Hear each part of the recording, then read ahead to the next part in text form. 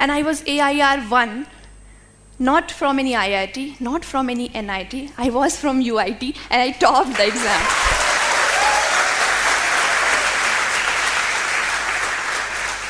I was the first lady in India to top engineering service exam, and my marks were maximum marks in history of UPSC till date. So finally, after becoming a Sarkari officer, I resigned from BARC and I joined Indian Railways through engineering service, and I went to Sikandrabad for railways training. I was getting salary, there is no financial problem.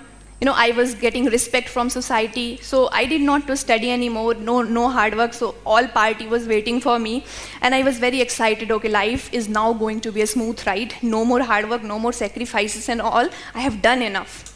Well, I joined railways and I was thinking to enjoy. I was trying hard to enjoy and be happy, but I was not happy. And I was not knowing what is wrong with all these things. So I called my mother and I asked her, why is it happening with me? Why am I not enjoying all this? She said me, do you remember your 10th class interview? Have you ever read that piece of paper again, that you said you want to be something or you want to do something for your village and all those things?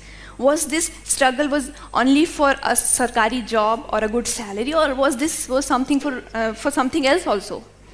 Well, I really recalled and I read this interview again, and I don't know how many times in my life I've read it, and I decided to prepare for civil service examination. Well, this examination, I want to say, is one of the toughest exam in not only India but of world. 11 lakh aspirants appear for this, and mostly it takes 4 or 5 attempts for them to clear. Students in Delhi, if you will go there and see, they are giving their 24 hours every day and preparing for this exam. And I was doing the job of railways, was deciding to prepare for this exam. I was hardly getting 3 or 4 hours from my training to prepare for this exam. I could not take leave in training also. So the decision was going to be very tough decision for me, but with all those things, I decided to go ahead and I started my preparation. I was mostly on train roaming for railway training, so I bought a tab and I downloaded all the things. So I started reading online. I read in mobile, I read in my tab, and I was mostly on stealing mode. I was stealing minutes from hours. And sometime I felt frustrated. I felt like giving up. Again, I called my mom. She was a continuous mentor for me. So I called her. I said, see, even after becoming a Sarkari officer, I have to do again all these things. Life is so miserable for me. I was never enjoying when I was a child, and today also when I'm an officer, I'm not enjoying. I'm only doing studies, and I don't know where it is going to lead. Am I going to qualify it or not? I'm not sure, but still I'm again studying all the time. She said me one thing. See, you are 23. When I was 23, I had 3 childs. The youngest of them was 10-month-old. I had a family of 30 plus members to whom I had to cook meal. Then I had a job 10 kilometers away from our village to another village. So I had to go do that also.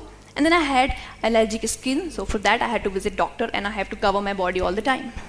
So I had all these problems, but I never complained. You, on the other hand, do not have any social responsibility, familial responsibility. All you have is your dream. All you want is to prove for yourself, because for others you have already proved. Now this is your task, you have to do, and you are saying life is difficult at you. You need to change your lenses, beta. That day, I stopped complaining mostly, at least with her, and I was totally on a mission mode. All my scarcities, I converted them into my luxuries.